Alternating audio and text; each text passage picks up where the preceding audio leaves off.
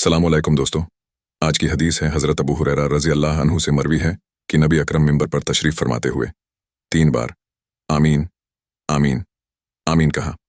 عرض کیا گیا، یا رسول اللہ، آپ ممبر پر تشریف لے گئے تو آپ نے آمین آمین آمین فرمایا، اس کی کیا وجہ ہے؟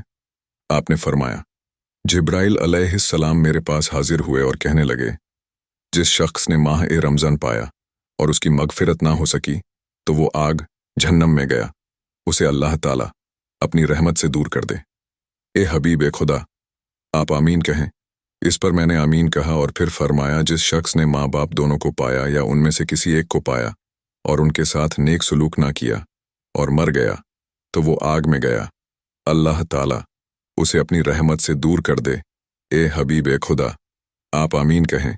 تو میں نے آمین کہا اور پھر فرمایا، وہ شخص جس کے پاس آپ کا ذکر کیا گیا اور اس نے آپ پر درود نہ پڑھا اور اسی حالت میں مر گیا تو وہ بھی آگ میں گیا، اللہ تعالیٰ اسے اپنی رحمت سے دور کر دے۔ اے حبیب خدا، آپ آمین کہیں۔ تو میں نے آمین کہا۔